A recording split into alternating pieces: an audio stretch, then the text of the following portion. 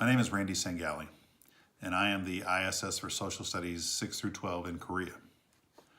I started this job on August 10th, 2017, and I have spent the last few months trying to figure out what it means to be an ISS.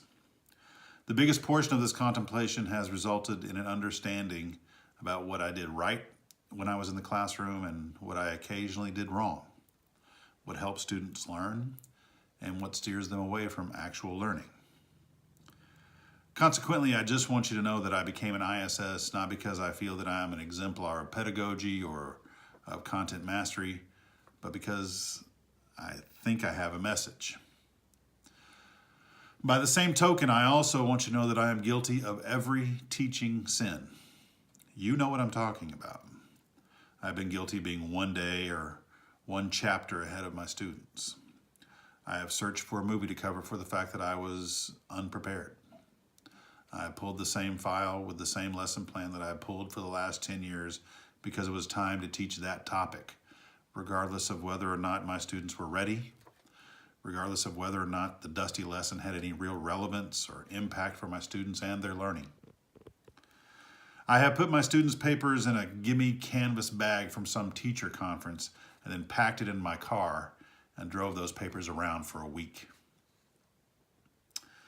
These confessions reflect the reason I wanted to become an ISS. Most days I felt like I was an educational free agent. I was told to post the standards and implement technology and rigor and all the rest of it, and I did not know why. I was provided data, but I was never told how to use it. I did not reflect because there was not time and there was no one with whom to reflect. I wanted to reflect on my classroom practice. I needed to reflect on my classroom practice, but I was not provided the time nor the encouragement to do so. I was given tricks and stopgaps that distracted the students and me from the compulsion to do something, anything else. So, reflection is the reason I am an ISS, because I wanted to help teachers avoid all of the sins and provide the motivation to, at the very least, reflect on our daily practice. I wanted to concentrate on aspects of my practice that allowed me to ultimately be a good teacher.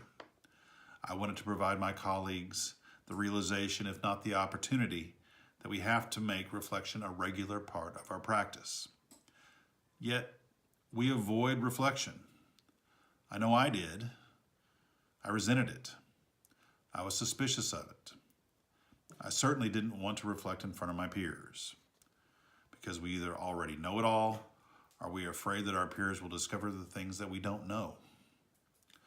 But we have to be brave and professional, and we have to seek ways to continually improve our practice so that our students are continually better able to learn. The moments when we focus on what our students need gives rise to our best teaching. And this is intended to be one of those moments. Let me be honest. This reflection at the beginning is going to be hard. It will be painful to be honest about our practice. It will be rough when we begin to try to make these reflections and the actionable results part of our embedded practice. It will involve a willingness to throw just about everything we've done so far out the window.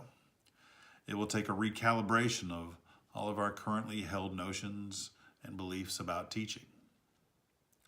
It will take a commitment to do a ton of front loading, and it will be worth it.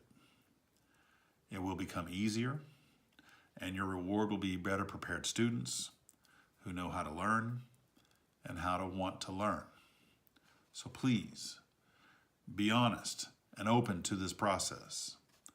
Please trust the data and your capacity to become a better teacher. This is an opportunity to find out how to do just that.